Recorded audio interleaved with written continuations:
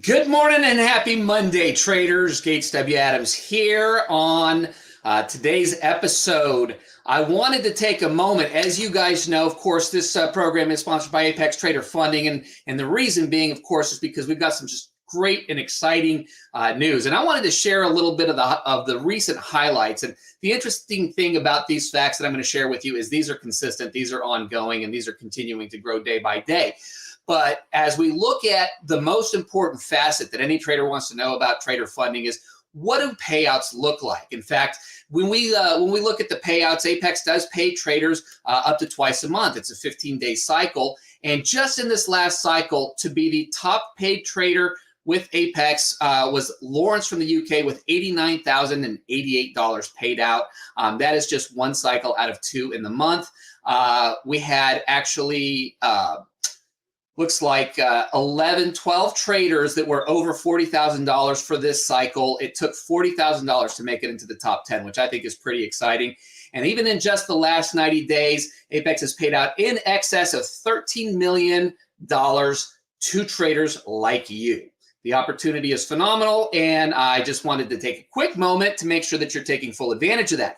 I say that with some exciting news. If you watch the show, you know we do this every show. At the end of the show, we're going to be giving away 3 evaluations at no cost to you for Apex Trader Funding for that first month. So I'll post that link here in just a few minutes as we get into the show. Now, today, I get the privilege of talking with Gary out of Phoenix, who is another one of the Apex paid funded traders that has agreed to come on and share some of his tips and tricks with us on today's Trader Bacon Show.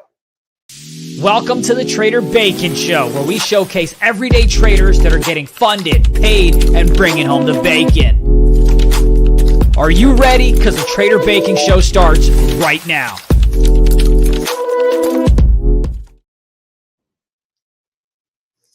All right, Gary, are you with us? There he is. Good morning, Gary. How's it going? Going very well. Nice sunny day in Phoenix. Yeah, I think that sun is slightly minimized in terms of what it's bringing. Are you guys in 110 plus still? We're having a little bit of a break this week. We've got 2 or 3 days where it's going to be only about 105 and then back up to the 118s. So it's a little bit of a tough drag right now. Phoenix is a great place to live about 10 and a half months out of the year, but there are 6 weeks that are just brutal. It's definitely brutal. So let's talk about what is working for you. You know, we got a lot of people who watch the show who are just devouring the ideas of what is working for different traders, because everybody's going to have a different routine. Everybody's going to have a different process, and not every routine, not every trading strategy is going to resonate with everybody. So we like to highlight different traders with different circumstances and just see what hits for everybody. So I love the idea of spending some time with you and talking about, as you start your day, Gary, what does your typical morning routine look like? What basically puts you in the right frame to trade in the mornings? Well, basically what I do is the night before, I'll take a look at the price action and the trends that have developed throughout that day. And then I try to look at setting up some different levels. I know that support and resistance are some of the main things that I look at, and I try to follow the trend a little bit. And having set that up, then I'll watch, throughout the day. I'll ask the overnight session. I'll take a look at that when I first get up in the morning, probably about an hour and a half before the market opens, and see where the levels are and what's kind of transpired over the night. Sometimes, it takes out some levels. Sometimes it goes completely opposite the way I think it's going to go. But I've got some levels set in there, and I take a look at that to see what I've done the previous night, to see how that corresponds with where the market has reacted for the day. Awesome. And we'll actually have an opportunity to take a look at some of that here in just a few minutes. Now, one of the interesting dynamics that I always find about trading in time zones, I mean, we live in, we've got 4 different time zones here in the U.S., and the market opens at 9:30 Eastern time. Now, you live in an interesting market where you guys don't do daylight savings anymore, so your time shifts from, half the year your market opens at 6:30, and half the year it opens at 7:30, right? That's correct. Yeah, right now our market opens at 6:30 in the morning, so it's a little bit of an early day. You get up. Sometimes I'm up usually by 5:30 the latest to take a look at things, and usually it's observation from then. Remember when I first started to trade, the market was open, so I felt that I had to trade. And one of the things that I've learned over the time that I've been trading is that the key to, at least the key to my training, is patience.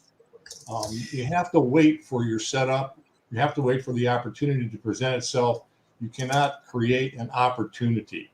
You have to wait for those opportunities to present themselves. And having the discipline to be patient was very tough. Breaking old habits is pretty tough. Once you get into a routine, it's tough to get out of that routine. But once you realize that that routine isn't working for you, you know that you need to make some changes or you're going to continue to fail. So that was a little bit of a challenge for me and a little bit of a hurdle because I was doing the same thing and geez, I was getting some results, but I wasn't getting the results that I wanted to.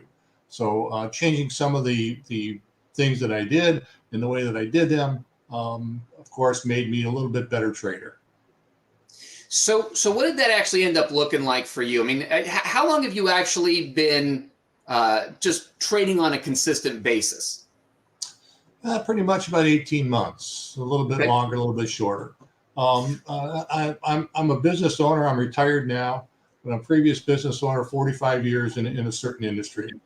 And one thing that I've read a good book. It was called I can't remember the name of it. Trading for a Living. Okay. Trading for a Living by a guy by the name of Alexander Elder. And the best part of that book was the psychology of trading, at least for me. I learned a little bit that a business risk is a lot different than gambling. So if you stop and think about that comment for a minute, if you're going in there with a prepaid risk assertion, you know what you want to achieve. Say you get in the market and you want to make a 3-to-1 trade. When you get your 3-to-1 trade, you get out. A lot of times you're going to say, well, I know this is going to come back. I know this is going to come back. You keep on holding, and you just lose more and more money. So, I can assure you we have all been there. Yeah, that's not a business decision. That's gambling. You're gonna play that next card because you think you're gonna win. So psychology is a big part of my trading. Now, you mentioned the book, and obviously you've been trading for about 18 months, and obviously you're at a point now where you're seeing those fruits. How long did it take after you read this concept? Because that's the thing. We don't go from concept to execution and perfection in day one, right? So once you just really kind of dug deep into this idea of this discipline, of this sticking to whatever rules you set, how long did it take you to really get consistent at following those rules? It took me about a good six weeks, plus or minus. Yeah, it wasn't something that happened overnight because you still revert back. Like you said, you have a habit. I mean, if you get up in the morning and you stick your left leg in your pant leg first before you do your right one, it's pretty tough to get up in the morning and stick your right leg in first instead of the left. A lot of it comes down to that consistency of routine. Yeah, maybe it's a silly example, but it's what happens in life. And people are very habitual, and we take these trends and we transform them into our everyday lives. And so it's only natural we're going to transform them into how we work. Certainly. So breaking those habits was a little bit of a challenge for me. But once I did that, my biggest challenge in breaking a habit was taking a loss. learning to take a loss. In business, it was something that I had a hard time with as well here as trading. But once you learn, look, take that loss, you're okay. Another opportunity will present itself. Certainly. And one of the ways that I've always tried to look at that, I used to own a mattress shop for years and years and years. And there was, certain things that I couldn't skimp on. I had to pay my rent. I had to pay my employees when I had them. And I had to have inventory, right? So this is all money going out, but without that money going out, there's no money coming in. And for me, there was a moment where I had to make that shift of a loss or a failed evaluation or a failed account that cost me money. Wasn't to me a loss. It had to become a business expense. It had to be a part of the process so that mentally I could accept it without all of the baggage that comes along with the psychology of trading losses. Absolutely. So. Absolutely. Excellent. Well, let's take a look. Let's see if we can have a quick look at some charts here. And would you mind sharing with us some of the things that you look at, the night before and pre-market that help you decide what it is that you're going to trade? Because if I'm not mistaken, you actually trade a few different instruments, don't you? Yes, I trade multiple instruments. I focus on the ES, and that's what I've got up on the screen right now. But what I try to do is I'll trade a little bit in silver. I'll trade the NQ every once in a while, and I'll look for other opportunities that present themselves in the market, because sometimes, and today's a pretty good example of it, the ES is stuck in a little bit of an up and a down, a little bit of a chop zone. So when I went and set my targets up today, the green represents my support, red represents my resistance, and the thicker the line is, the greater the resistance. So Sure. if you look around here, there's a lot of resistance in the 46, 21, 22 area. And the market today, when it opened up a little bit with a little bit of a push up to this little resistance here at 15. They could see it drop down again.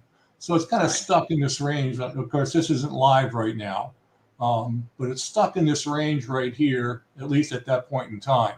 So I'll probably wait and see if the market tests this support level before jumping in. This is a 5-minute chart. This one here is a 15-minute chart, and this one here is a 60-minute chart. And you can see there's pretty strong resistance up around this zone between 46.10, 46.15, 46.20 in there. So I'm looking at this and looking at what happened overnight. You can see it started the market. We went up, we went down, we went up. Now we're coming down. Now we're looking like we're going to go back up. So I'm not trying to predict the market.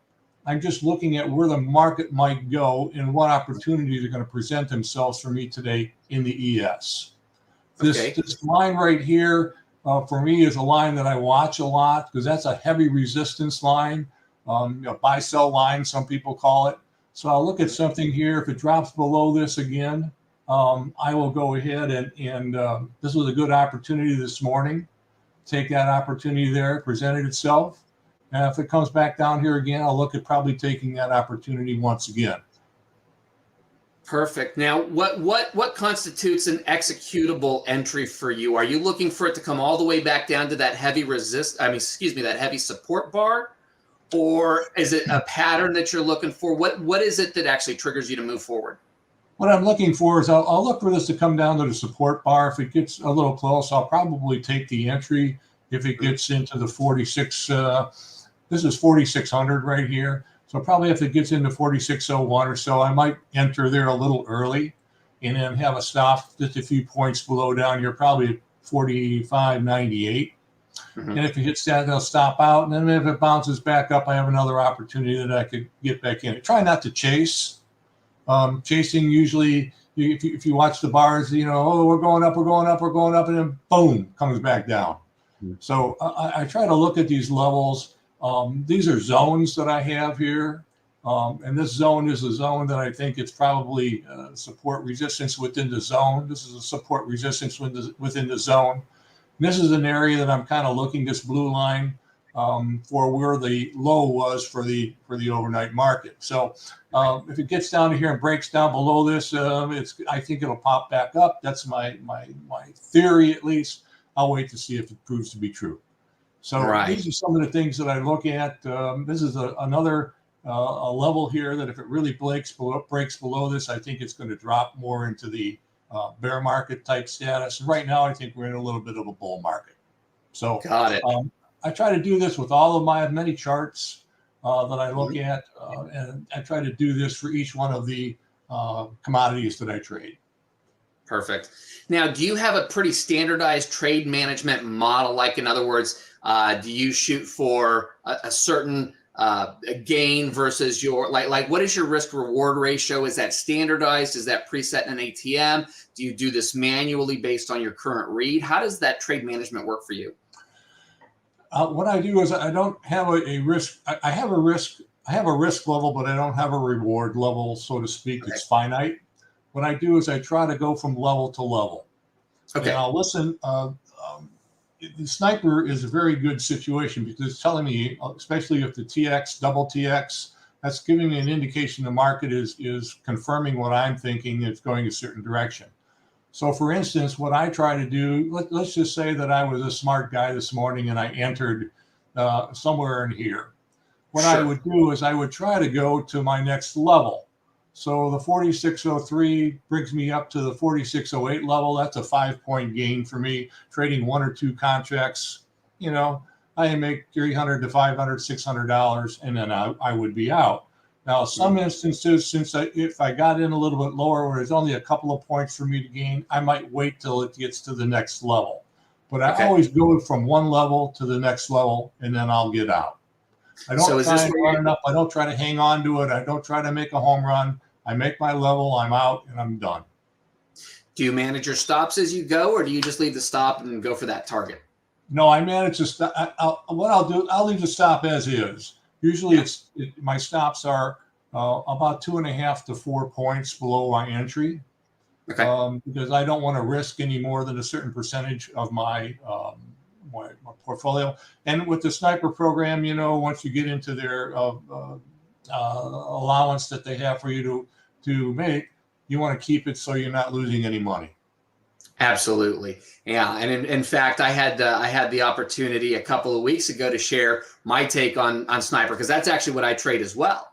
And, you know, I mean, I don't use the support and resistance the way that you do. I think that would be a great opportunity for me to add some confirmation, add some just more information for me to have more confidence in the trades that I take.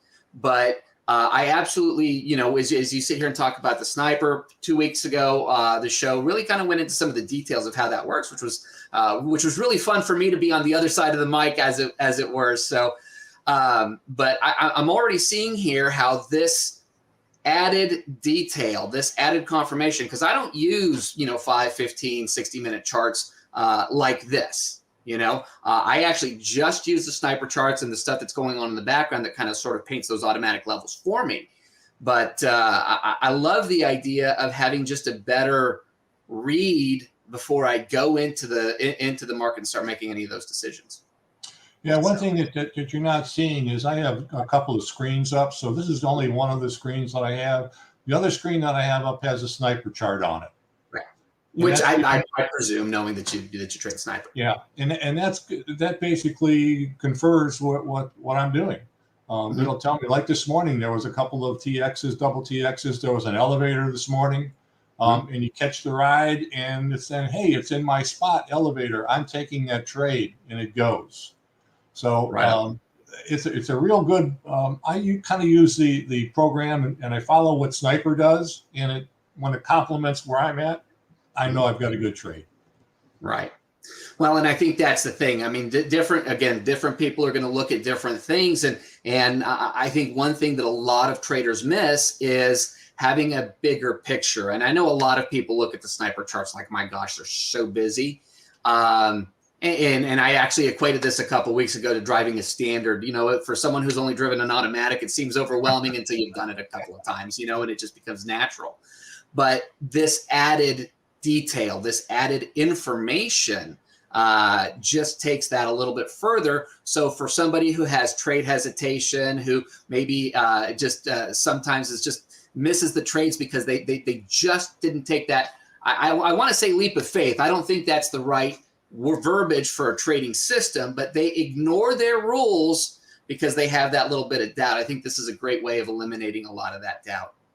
Yeah, and if you look at the 60-minute chart here, you can see where some of the stuff hit a little bit. And since I've been on here, the trend is a long-term trend is up. So you're looking at long-term trend versus mid-term trend, and then I use the 5-minute chart for my entries. Sure. Okay, that makes a lot of sense. And I mean, again, obviously it's working for you, and I think that's the whole point of having guys like you on the show, having folks like you on the show. Is that anybody can talk about what they think is going to work. But at the end of the day, it's about what's actually working, what's actually putting money in the bank. So I love the extra information and the extra detail that really helps bring it all to life. I'll just show one more thing here. I don't have it marked Yep. on the chart, but right here is a real nice zone, if you will, that confers with a lot of things. So if you look at this zone right here, this is the 45, 95 to 98 zone. And you look over here and you've got the zone right in here where it's going to hit. So Right. 95 is where I've got it setting, 95 on the 60-minute chart. It just gives me a little bit more indications that I can look at things and wait for it to get there and then listen to Sniper tell me to get in. Perfect. I love it. I love it. I'm going to have to talk to you after the show and get some extra confirmation. So let's shift gears here a little bit, because again, I think that, you know, it's great having some of the specifics, some of the strategy details and everything like that. But I think what's more important is really what trading brings to your life. You mentioned that you own a business, you're retired. I know a lot of people retire with the intention of just hitting the golf course, but some people like to continue doing something. What has trading brought to your world through this transition for you? Well, I'll tell you what, I'm 74 years old, and I worked until I was about 72, and I'm a kind of a guy that likes to work. I like to keep my brain going. I don't want to sit around and on my thumbs and do nothing. So I do play golf. Nothing wrong with it. That was not my point. You know, and trading's a lot like golfing too, because you know if you blow a hole, you know what are you going to do? You've got more coming ahead of you. So, but I like to keep my mind sharp. And trading, you're going to keep your mind sharp trading. You keep yourself focused. It's a great way for retirement, and you can supplement your income as well. And you know, Apex has been a great tool. I don't have to use my money. I can use theirs. And it's nice to get a interest-free loan from someone to go ahead and do something that you like to do. So I like this. As I said, I'm retired, but I look at this. It's not a job. It's kind of a really rewarding interest that I have, and it's a good monetarily rewarding job, you want to call it, or hobby, or however you want to focus on it. Most people out there, I think, don't look at it as a hobby.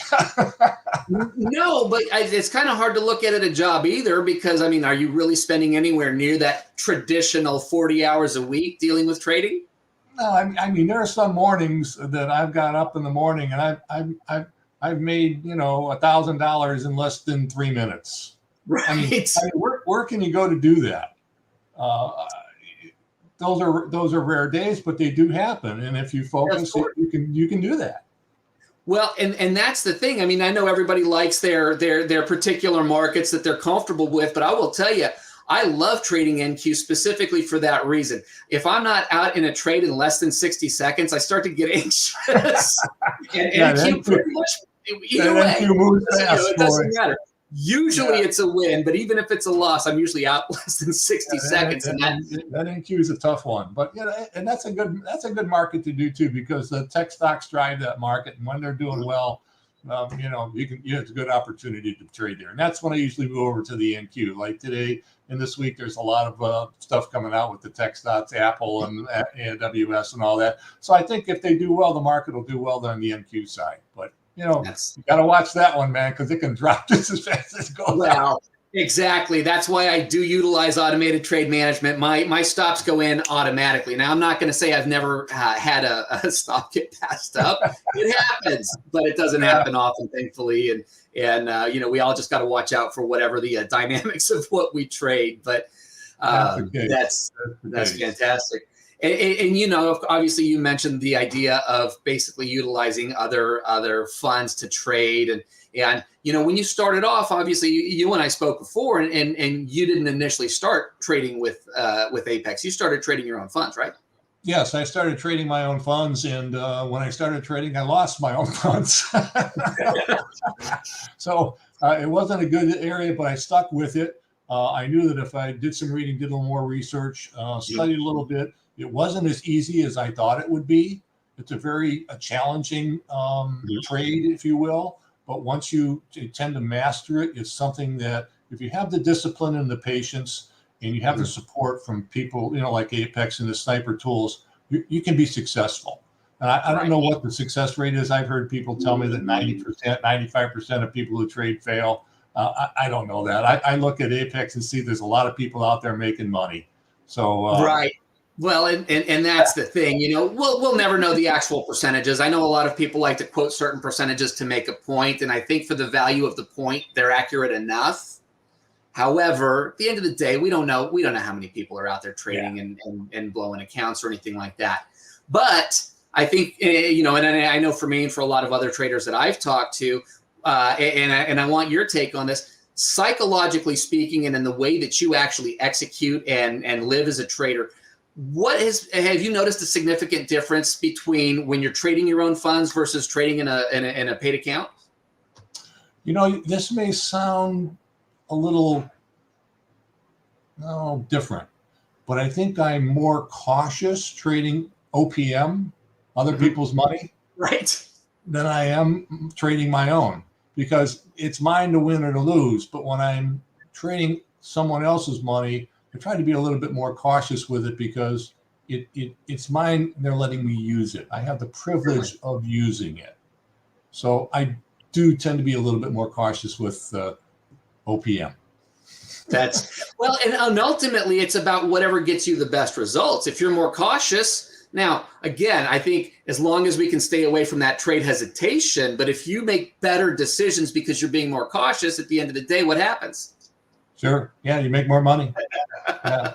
Let's just let it ride. It's it's just another 3 points, another whatever it is, $50, $150, $200. So that's okay. I can cover that. Well, now it's like I don't want to lose that money, because I want to keep it in the positive side.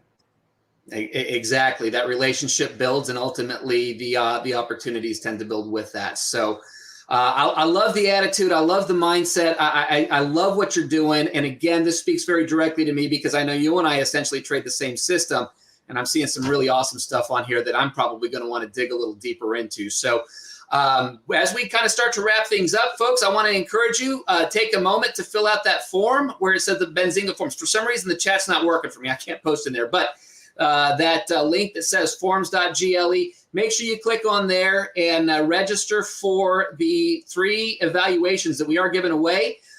We have a little bit of a change in the guard today.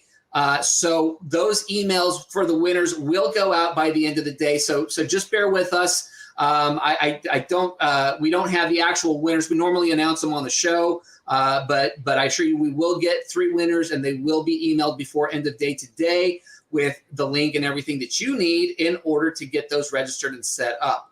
As always, I appreciate you guys. Thanks for hanging out with us. Gary, what a pleasure to chat with you today. Always great to just see what's working and really what makes the difference. And I think you've done an amazing job of sharing that with the rest of us today. So my deepest appreciation on that.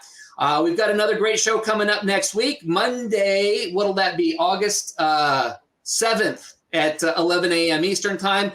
Don't miss it. I'm going to try to get some cool details out within the next couple of days, so keep an eye out for those as well. And for the rest of y'all, enjoy. Have a wonderful rest of your week. Keep it green, and I'll see you guys next week.